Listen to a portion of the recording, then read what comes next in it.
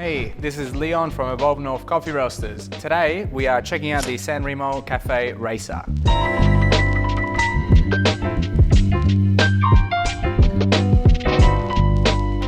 Alright, so we'll be checking out some specs and some cool features of this machine. So yeah, let's get started.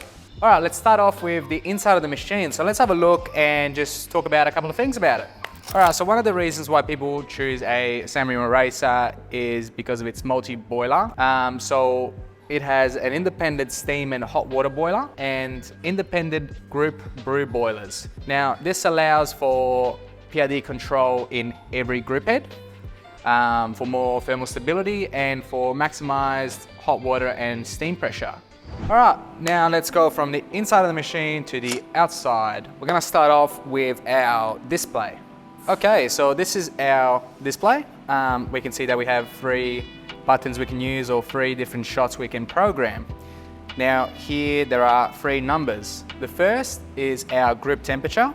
The second is our extraction range, so telling us how long our espresso is extracting for. And the last one is counting the mils coming out of the group head. Right here we also have our own gauge to see how our pump is working. So if I press, so it's giving me 8.5 bars of pressure. Then if I stop, it'll go back to a 3. Another cool feature is that we can turn off group 2 and group 3. We can do this overnight to save on power, but we have to keep the mother head turned on. This one will be left turned on, while 2 and 3, by pressing these 2 buttons at the same time, can be turned off. Now this will drop to a pretty low temperature, and then in the morning, to turn it back on, you press the same 2 buttons, and it will take about 5 minutes to heat back up to our preferred group temperature. All right, and here we have our pressure gauges, all digital. So we have our pump pressure, our steam boiler pressure. You can also see the time, and the actual temperature of the boiler, which is sitting at 125 degrees. Now, the steam ones actually have cool touch technology where I can hold the metal and it won't get hot.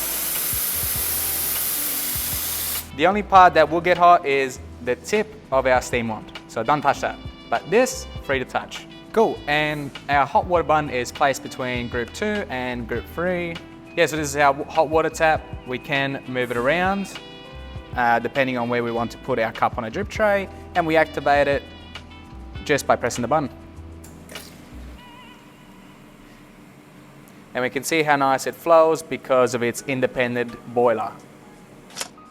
The Racer also has another cool feature where we can actually adjust our drip tray depending on what size cups we carry or how close or how far we want the drip tray to be from our portafilter. So this can be handy if you want to make it easy to slide a 16-ounce cup under, or it can make it better for something like espressos where you want to be as close as possible so you can adjust your drip tray to be suited to that. Cool, so to change it or to adjust it, there are 2 dials, one here and one here. And what we do is either go down, which will lower our drip tray, as you see, or we go back up if we want it closer to our portafilter. Very, very easy. Now, the cleaning cycle on these are very easy. You can do it independently, so you can clean group 1 and still use the other 2 groups in case you want to clean during service.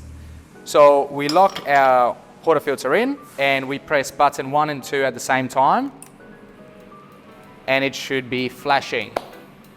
Another big reason why people love the Cafe Racers is just the aesthetics of the machine. It's an amazing piece to just have on your bench, and people always love seeing it, even if they don't know nothing about coffee machines. Now, the aesthetics of this machine was born from a collaboration with a body shop that worked on Cafe Racer motorcycles. And that explains a lot of the look and the design parts of, let's say, your display and just how the machine looks. Now that's a big reason why people gravitate to this machine and the design and its industrial and engineering feel to it.